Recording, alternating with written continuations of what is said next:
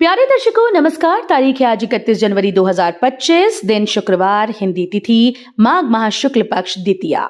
आइए नजर डालते हैं हमारे प्यारे राज्य हिमाचल प्रदेश की तमाम बड़ी खबरों पर। वीडियो शुरू करने से पहले कमेंट बॉक्स में जय हिंद लिखकर हमें सपोर्ट करें और हाँ, वीडियो पूरा जरूर देखें क्योंकि इस वीडियो में हम जानेंगे बिजली, पानी, मौसम, सरकार के नए नियम और ऐलान। तो चलिए शुरू करते हैं। इंतजार खत्म, 22 साल बाद उहल प्रोजेक्ट से क्षमता से अधिक 36.70 मेगावाट का विद्युत उत्पादन शुरू। हिमाचल प्रदेश की महत्वाकांक्षी उहल तृतीय जल विद्युत परियोजना में 22 साल के लंबे इंतजार के बाद वीरवार से विद्युत उत्पादन शुरू हो गया। इस परियोजना के तहत यूनिट नंबर 2 ने क्षमता से अधिक 36.70 मेगावाट विद्युत उत्पादन किया। इसकी क्षमता 33.33 मेगावाट की है। परियोजना प्रबंधन आने वाले दिनों में नंबर 1 और 3 यूनिट से भी विद्युत उत्पादन शुरू करने की तैयारी में है। बोर्ड प्रबंधन के मुताबिक तीनों यूनिट से बिजली उत्पादन शुरू होने के बाद सालाना कुल 400 मिलियन यूनिट बिजली का उत्पादन होगा। इससे प्रदेश को 200 से 250 करोड़ की अतिरिक्त आय प्राप्त होगी। लोकसभा में पेश होने वाले बजट पर हिमाचल की निगाहें, केंद्र से रेल सहित 65 प्रोजेक्ट के मंजूर होने की आस।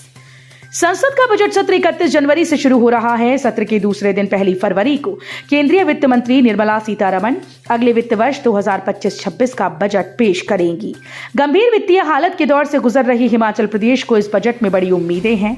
केंद्र प्रायोजित योजनाओं में हिमाचल को अधिक बजट धनराशि प्राप्त होने की आस है। हिमाचल प्रदेश को इस समय 65 केंद्रीय योजनाओं में करीब 5,000 करोड़ रुपए का सालाना बजट प्राप्त होता है और राज्य सरकार इस राशि को बढ़ाए जाने की उम्मीद में बैठी है। फिर से बदलेगा मौसम, अगले 5 दिनों तक बारिश और बर्फबारी की संभावना। हिमाचल प्रदेश के कई हिस्सों में आगामी 5 दिनों तक बारिश और बर्फबारी की संभावना जताई गई। मौसम विभाग के अनुसार 31 जनवरी, 1, 3, 4 और 5 फरवरी को राज्य के मध्य और उच्च पर्वतीय क्षेत्रों में हल्की से मध्यम बारिश और बर्फबारी हो सकती है। वहीं निचले पहाड़ी और मैदानी इलाकों में बारिश की संभावना व्यक्त की गई। पश्चिमी विक्षोभ की सक्रियता के कारण मौसम में ये बदलाव देखने को मिलेगा। मुख्यमंत्री सुक्खू से मिले तेलंगाना के उप मुख्यमंत्री, विद्युत परियोजनाओं में दिखाई रुचि। तेलंगाना के उप मुख्यमंत्री मल्लू भट्टी विक्रमार्क ने गुरुवार को नई दिल्ली में मुख्यमंत्री सुखविंदर सिंह सुक्खू से भेंट की। तेलंगाना के उप मुख्यमंत्री ने सेली HEP 400 मेगावाट और मियार HEP 120 मेगावाट विद्युत परियोजनाओं में रुचि व्यक्त करते हुए एक पत्र प्रस्तुत किया। तेलंगाना सरकार ने हिमाचल प्रदेश सरकार से इस संबंध में एक समझौता ज्ञापन प्रस्तुत करने का आग्रह किया ताकि मामले को आगे बढ़ाया जा सके। हिमाचल में बच्चों से मोबाइल की लत छुड़ाएगी पतंगबाजी। 2 फरवरी को होगा महोत्सव। चाइनीज डोर और प्लास्टिक पतंग बैन। हिमाचल प्रदेश की छोटी काशी मंडी में बच्चों से मोबाइल की लत छुड़ाने के लिए नगर निगम ने नई पहल शुरू की है। मंडी में पहली बार पतंग महोत्सव का आयोजन किया जा रहा है। इसका उद्देश्य बच्चों को मोबाइल की दुनिया से बाहर निकालकर खुले आसमान के नीचे लाना है। ये कार्यक्रम 2 फरवरी को सुबह 11 से शाम 4 बजे तक मंडी के पड्डल मैदान में होगा। मंडी MC के मेयर वीरेंद्र भट्ट ने बताया कि प्रतियोगिता में 16 साल से कम आयु के बच्चे और उससे अधिक आयु के सभी स्त्री पुरुष बिना किसी प्रवेश शुल्क के भाग ले सकते हैं। पतंग महोत्सव में प्रथम स्थान पर रहने वाले प्रतिभा को 2100 रुपए पुरस्कार दिया जाएगा। दूसरा स्थान पाने वाले को 1500 और तृतीय स्थान पाने वाले को 1100 रुपए का नकद पुरस्कार दिया जाएगा। हिमभोग जैविक मक्की का आटा अब जिले के सभी डिपुओं में होगा उपलब्ध। खाद्य एवं आपूर्ति विभाग के द्वारा जिले के सभी सस्ते राशन के डिपुओं में अब हिमभोग मक्की का आटा मुहैया करवाया जाएगा। जानकारी के अनुसार विभाग ने पहले ट्रायल के तौर पर इस महीने कुछ डिपुओं में इस आटे की सप्लाई की थी।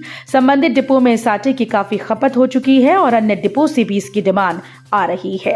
विभाग द्वारा पहले चरण में जिले के 120 डिपुओं में 41 क्विंटल हिमभोग आटे की आपूर्ति की थी। नेता प्रतिपक्ष बोले, पसंदीदा लोगों पर करोड़ों लुटाने वाले CM को नए अधिकारियों से परहेज क्यों। नेता प्रतिपक्ष जयराम ठाकुर ने कहा कि सुक्खू सरकार हर दिन अपने अजीबोगरीब करतूत से प्रदेश का नुकसान कर रही है। सुक्खू सरकार के द्वारा आईएएस और आईपीएस अधिकारियों को लेने इनकार करने के मामले में नेता प्रतिपक्ष ने कहा कि एक तरफ मुख्यमंत्री दागदार अधिकारियों को अपने सलाहकार मंडल की फौज में शामिल करते हैं, तो दूसरी तरफ प्रदेश के विकास में अपना योगदान देने वाले अफसरों को लेने से इनकार करते हैं। जयराम ठाकुर ने कहा कि अपने चहेते मित्रों और नजदीकी लोगों पर करोड़ों रुपए पानी की तरह बहाने वाले मुख्यमंत्री को प्रशासनिक और पुलिस के अधिकारियों से ऐतराज क्यों है। चीन के हार्बिन में हिमाचल की 3 बेटियां दिखाएंगी दमखम। एशियन विंटर गेम्स में हुआ सिलेक्शन। एशियाई शीतकालीन खेलों के लिए हिमाचल की 3 महिला खिलाड़ी चयनित हुई। आंचल ठाकुर, संध्या ठाकुर व तनुजा ठाकुर तीनों खिलाड़ी मनाली से हैं। आंचल ठाकुर पहले भी अंतर्राष्ट्रीय खेलों में भारत का नाम रोशन कर चुकी हैं। शिमला के रिज मैदान से शिफ्ट होगा तिरंगा झंडा। 2015 में किया गया था स्थापित। हिमाचल प्रदेश की राजधानी शिमला में रिज मैदान पर स्थापित किया गया 100 फीट ऊंचा तिरंगा झंडा हटाया जा रहा है। मुख्यमंत्री सुखविंदर सिंह सुक्खू ने तिरंगे झंडे को रिज मैदान से हटाकर दूसरी जगह लगाने के निर्देश दिए हैं। बताया जा रहा है कि रिज पर लगा 100 फीट ऊंचा झंडा रिज के 60% बेंच पर शिफ्ट किया जा सकता है। मार्च में होंगी 3री, 5वीं और 8वीं कक्षा की वार्षिक परीक्षाएं। समय और तिथियां घोषित।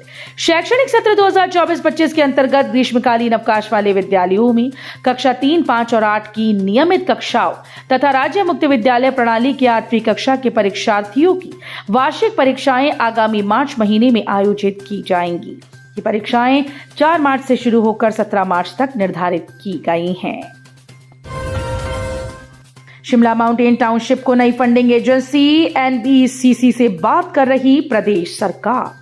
राजधानी शिमला के बगल में एक और सैटेलाइट शहर बनाने के लिए राज्य सरकार अब फंडिंग एजेंसी बदल सकती है। इसके लिए अब नेशनल बिल्डिंग कंस्ट्रक्शन कॉरपोरेशन यानी एनबीसीसी से बात कर संभावना तलाशी जा रही है। यदि बात यहां बन गई तो भारत सरकार के प्रोजेक्ट का इंतजार हिमाचल नहीं करेगा। गौरतलब है कि राज्य सरकार राजधानी शिमला के बगल में स्थित जाटिया देवी में सैटेलाइट टाउनशिप बनाना चाहती है, जिसे भारत सरकार की इंक्यूबेशन सिटी स्कीम में डाला गया है। कुंभ मेले में हिमाचल की 66 वर्षीय बुजुर्ग महिला लापता। 26 जनवरी को हुई थी रवाना। ग्राम पंचायत लैड़ा के अंतर्गत लैड़ा गांव निवासी 66 वर्षीय प्रीतो देवी कुंभ मेले में लापता हो गई हैं। 26 जनवरी को पंडित वासुदेव की अगुवाई में लगभग 65 से 70 लोगों का दल प्रयागराज कुंभ के लिए रवाना हुआ था। इनमें 66 वर्षीय प्रीतो देवी पत्नी छोटू राम भी शामिल हैं। कुंभ मेले में 28 जनवरी को प्रीतो देवी के बिछड़ने का मामला सामने आया था, लेकिन कड़ी मशक्कत के बाद दल सदस्यों ने 29 जनवरी को सुबह 11 बजे उन्हें पुलिस की सहायता से ढूंढ लिया। इसके बाद शाम को बुजुर्ग महिला फिर से अपने दल से बिछुड़ गईं। शिमला में शेयर बाजार में इन्वेस्ट करने के नाम पर शख्स को 53 लाख की चपत। व्हाट्सएप ग्रुप के जरिए की ठगी। साइबर ठगों ने सस्ते शेयर और आईपीओ का लालच देकर शिमला जिले के एक व्यक्ति से 53 लाख रुपए की ठगी कर ली। पीड़ित के व्हाट्सएप पर एक लिंक आया। लिंक पर क्लिक करने पर वो व्हाट्सएप ग्रुप से जुड़ गया। ग्रुप से जुड़ने के बाद ठगों ने उसे सस्ती दर पर शेयर और आईपीओ खरीदने का लालच दिया और तेजी से निवेश करने को कहा। पीड़ित ने अपनी बचत का बड़ा हिस्सा शेयर बाजार में निवेश करने के लिए ट्रांसफर कर दिया और उनके बताए अकाउंट में करीब 1 माह तक पैसा ट्रांसफर करता रहा। साइबर ठग उसे ऑनलाइन शेयर और आईपीओ के दाम बढ़ाने का झूठा दिलासा देती रही। खैरा प्रोजेक्ट के नजदीक सुन्नी लूहरी सड़क से खाई में गिरा ट्रक, चालक सहित 2 की मौत। सुन्नी लूहरी रामपुर मार्ग पर खैरा प्रोजेक्ट के समीप गुरुवार एक ट्रक दुर्घटनाग्रस्त होकर सतलुज के किनारे जा गिरा। हादसे में चालक परिचालक की मौत हो गई। ट्रक चालक प्रेमचंद पुत्र कर्मचंद सूजा गांव डाकघर माट्रो तहसील जोगिंद्रनगर जिला मंडी का रहने वाला था, जबकि परिचालक जयपाल पुत्र शीशराम पारनू तहसील अर्की जिला सोलन से संबंध रखता था। तो ये थी आज की फटाफट खबरें। हम मिलेंगे अगले बुलेटिन में, तब तक के लिए धन्यवाद। जय हिंद।